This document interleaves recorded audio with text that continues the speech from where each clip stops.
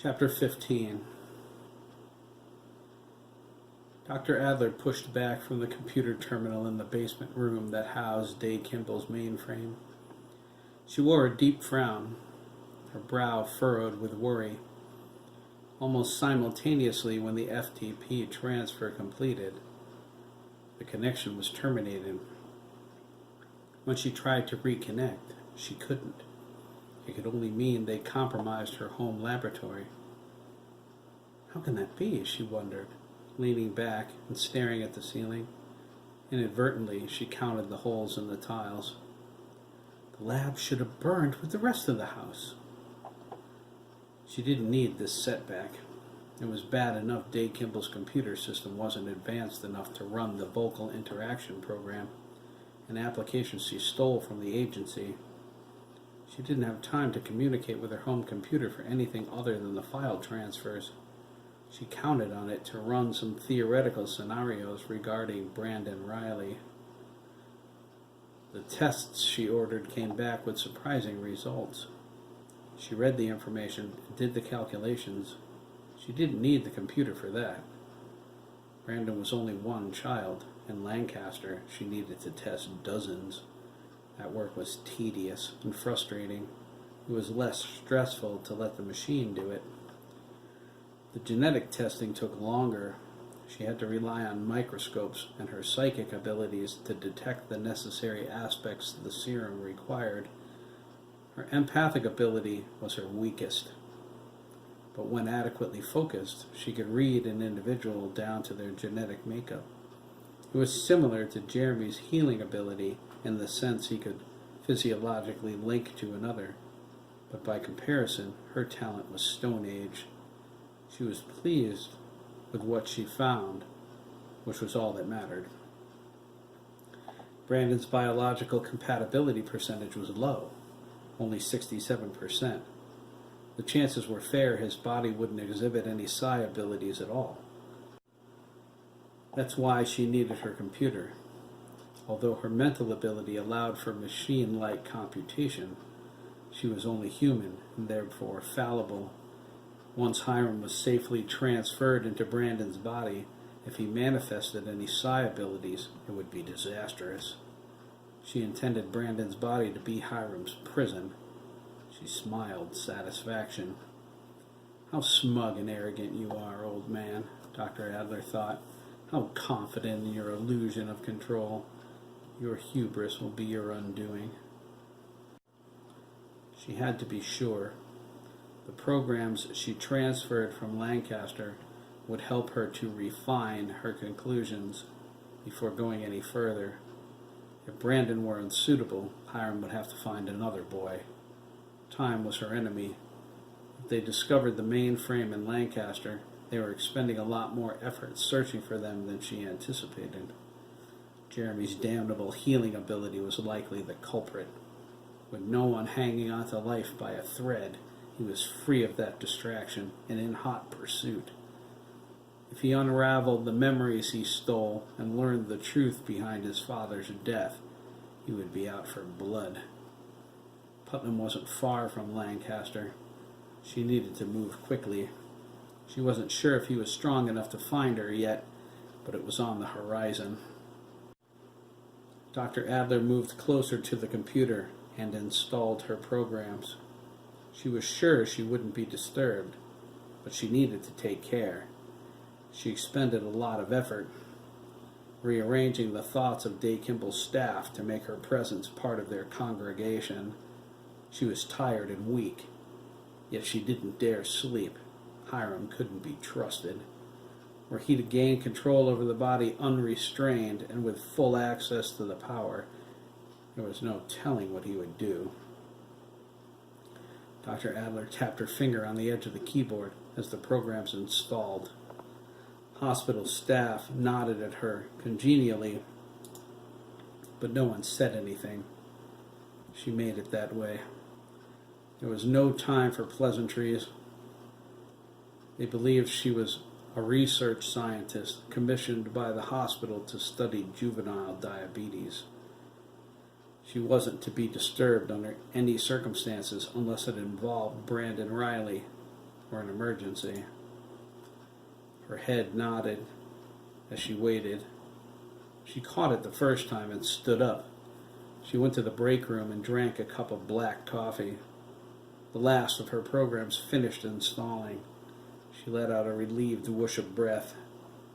Processing the figures would provide her mind with stimulation to battle her growing fatigue, which it did for 10 minutes. Dr. Adler placed the file folder in her lap. Her scribbled notations were in doctor gibberish on the cover, and in German, too. She was confident that any layman, especially Hiram, wouldn't be able to make heads or tails of it. Keeping him in the dark was essential. She inputted the data from memory, since a glance was all she needed to have every page memorized.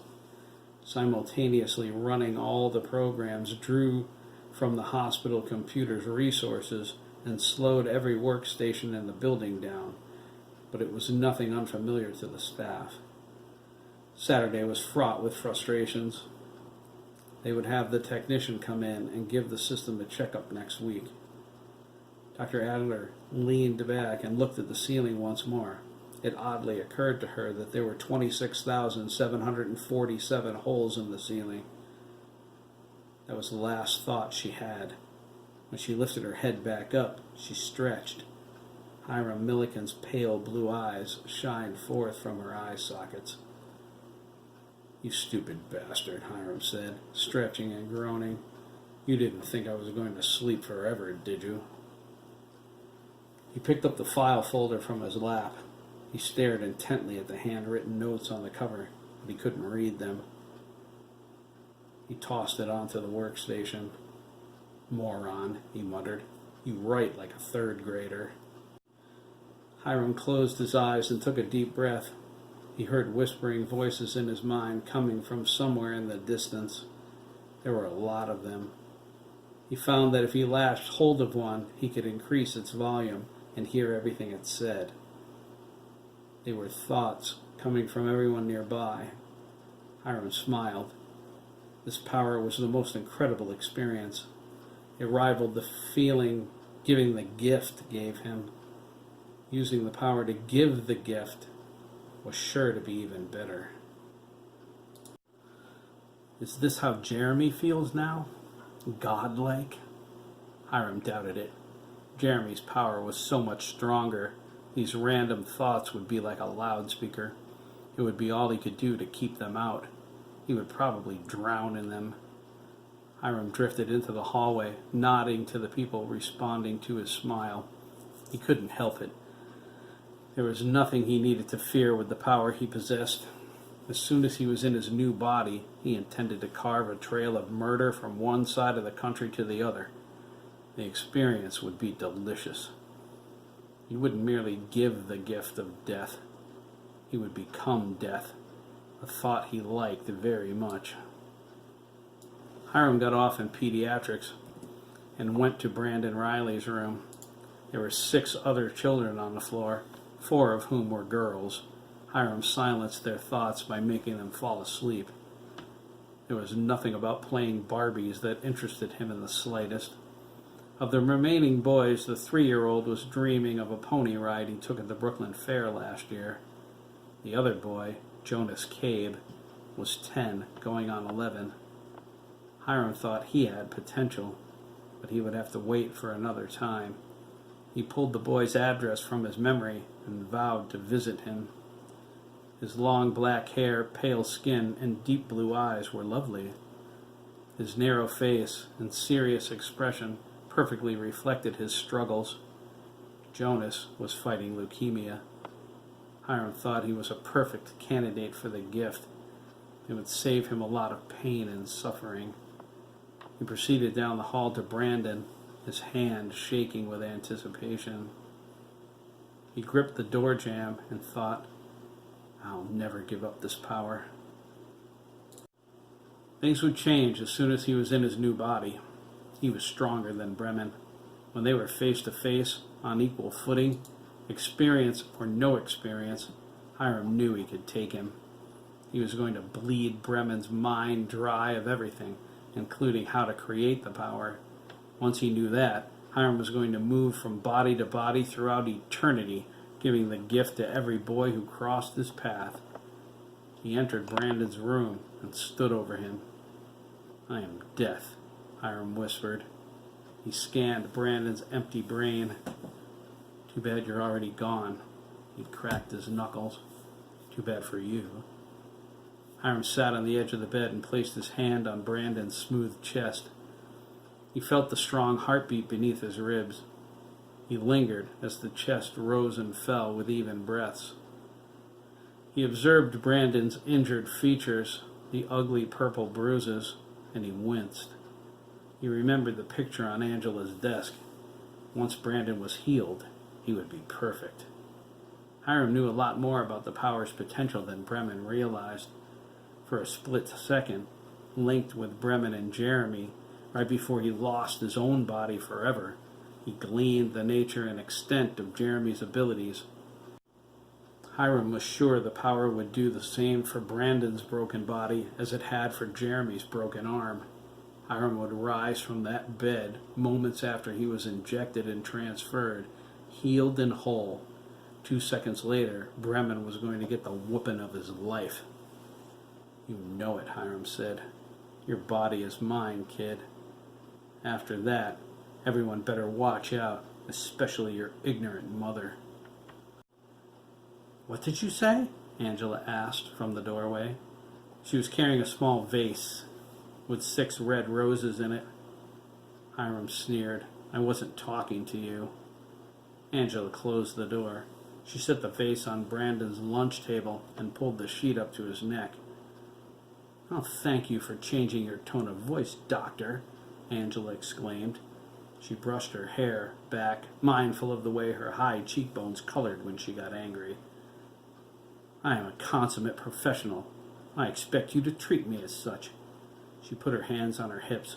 "I am far from ignorant." Hiram shook his head. "You don't know who you're screwing with, do you, bitch?" Angela gasped. No medical professional ever spoke to her like that. She wondered if it was some trick of the light, but Dr. Adler's eyes looked blue now. She swore they were brown. She was probably wearing colored contacts. "Who do you think you are, Dr. Adler?" Angela asked. "I don't think I want you anywhere near my son anymore. You act like you're the only doctor there is." She set her jaw. "You're not, and let me be quite frank. I've spoken with a specialist. He'll be taking over my son's treatment very soon." "You have a serious bug up your ass." "And you are the most unprofessional doctor I have ever met," Angela cried. "First of all, I walk into the room and you're spouting off derogatory remarks to my son about me? Comatose patients can hear what the people around them are saying. You're certainly not going to badmouth me in front of my own kid." "Okay," Hiram smiled. "What's the second?" "Excuse me?" Angela cried. "You said, first of all," Hiram reminded her. "That usually means there's something else." "Fine," Angela snapped, moving between Dr. Adler and Brandon. She sat down on the bed. "You just called me a bitch to my face." "You are a bitch," Hiram said. "I'll bet Brandon agrees with me." "Oh, that's it," Angela thought, slapping her hands down on the mattress as she stood. "I'm too angry and too tired to deal with this." She stretched her hand out and pointed toward the door. "Get out," she said. "Get out and stay away from my son." Hiram arrogantly stood his ground. He shook his head in childlike defiance. "If you won't leave on your own, I'll have security remove you," Angela insisted. "I'm not a nurse right now. I'm a mother. I'm telling you to leave this room." Hiram's smile faded. His lips curled into a snarl. He drew back his hand, a move so telegraphed Angela watched it from beginning to end, and slapped her across the face. Hiram was surprised at the amount of force he had. It seemed he possessed the same strength in this body that he had in his. Angela stumbled back, caught the edge of Brandon's lunch table, and spun her head around. Her shocked expression quickly changed to outrage. She held her face, feeling the heat from her skin. "You just made the biggest mistake of your career," Angela cried. "I didn't make a mistake," Hiram said. "You did. Your last." Angela lunged for the door. Hiram caught her by the hair and dragged her back. He spun her around so they were face to face. He felt the power building. He knew by her terrified expression and the reflection on her skin that his eyes were glowing. "You caught me off guard, you bitch," Hiram said, lifting her off the ground by her hair in a telekinetic assist. Angela struggled, clawing at his fingers. She felt covered with gauze from head to toe. "I need to learn how to use the power like the Hill Witch. You could never sneak up on her." "Put me down!" Angela raged. She thrashed and kicked. How could she be so strong? "I'm as strong as I need to be," Hiram replied, lashing out with the power and diving straight into her mind. "I'm also the worst nightmare you've ever had." Angela felt like someone pulled off the top of her skull and was touching her brain. The pressure increased. The feeling was in her thoughts. Thick, dirty fingers rifling around her most intimate memories. When she tried to draw herself in, the force became a broadsword. It sliced into her brain. Her eyes snapped open. She looked down, terrified, to find that she was floating in the air. "Oh my God," Angela choked. "I'd rather you call me Death," Hiram said. "That's what I am. You're Death. Lord Hiram the First. Idiot bitch killer." "You're insane." Hiram walked around her, stroking his chin. "I have a dilemma, Angie." He stopped and leaned into her. "Can I call you Angie?" He continued, slowly circling her. "I'm not sure how to kill you." He paused again. "Isn't that funny?" He proceeded. "A week ago, I would have cut your throat without even thinking about it. In this body, with this power," he smiled, wide and sinister, "the possibilities are endless." He stopped pacing, crossed his arm over his breasts, and said, "I could burn you. Let's try that." Suddenly, Angela burst into flame. It was a raging inferno of heat that incinerated her hair and licked her skin like a thing alive. She threw back her head to scream in agony when the flames vanished. She lowered her eyes and saw no evidence of the fire whatsoever. She glared at the doctor, shocked. "I felt it," she whispered hoarsely. "I was burning." Hiram laughed. "No, you weren't. It felt like it, though, didn't it?" He leaned into her. "How did you like it?" He grabbed her hair on both sides of her head.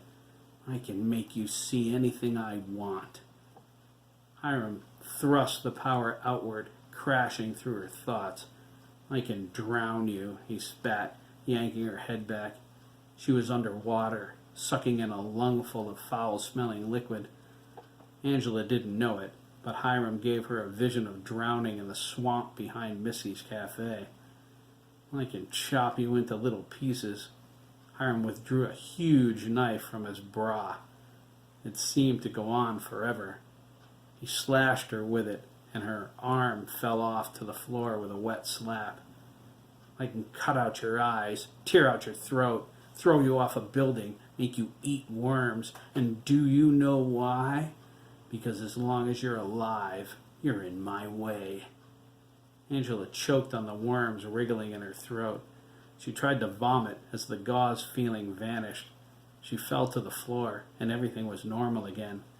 She looked over her shoulder, her mind in a hysterical frenzy. Dr. Adler sat on the edge of Brandon's bed, tenderly stroking his cheek. "Jesus," Angela whispered, backing toward the door. She reached for the handle, spastically slapping for it. Hiram latched onto her again and yanked her toward him. "Yeah, bitch," he said, forcing her to her knees. "I can make you see or feel anything I want. I'm sure I could come up with sicker stuff if I had more time. Please, stop, Angela whined. Stop hurting me. Hiram's eyes narrowed to glowing slits. Pray when you say that, he growled. Our Hiram, who art in heaven. He burst out laughing. Angela's hands entwined and folded in front of her chest. She prayed, just not to Hiram. Yeah, sure, pray to God, Hiram said. You know how many times I've heard people do that? Tons. It never works. They end up dead anyway. He frowned. You bore me. You want to talk to God? Go see him. Angela heard a popping sound. Her body went numb. The last thing she saw was Dr. Adler standing over her, smiling. The last thing she felt was a trickle of blood flowing from her ear. Hiram shook his head. Not good enough, he grumbled. No satisfaction in killing a woman. No gift. He looked at her oddly.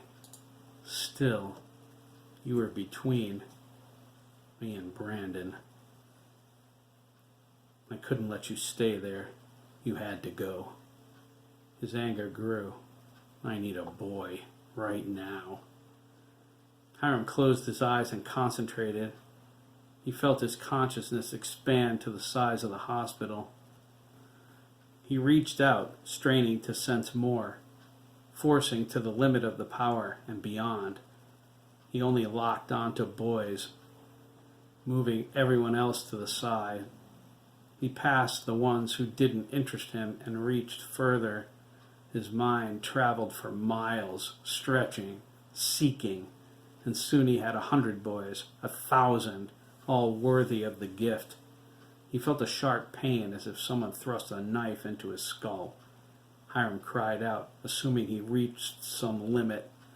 He was about to dim the power when realization slapped him. One of the minds he touched belonged to someone he knew.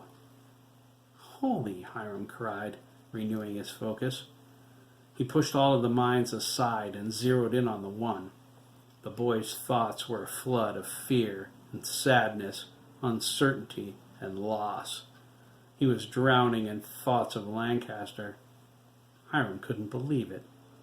He reached deeper into his mind, tugging at his knowledge. They went to the cemetery to visit his grandfather's grave. Even though his parents' plots were in Lancaster, his grandmother thought a trip to Putnam would be good for him and his brother. A quiet country drive where they could talk about the good times. A visit to the cemetery where they could see the dead weren't forgotten as long as they were in somebody's heart. Hiram knew this boy, knew where he was staying, and knew he was next on the list to get the gift. The boy spoke to him then. Hiram nearly wet his dress. Jeremy? Derek Mellon's mind voice angrily asked. Is that you? Get out of my head, okay? I'm not in the mood for... Hiram severed the link. Holy Jesus Christ, he cried, jumping up.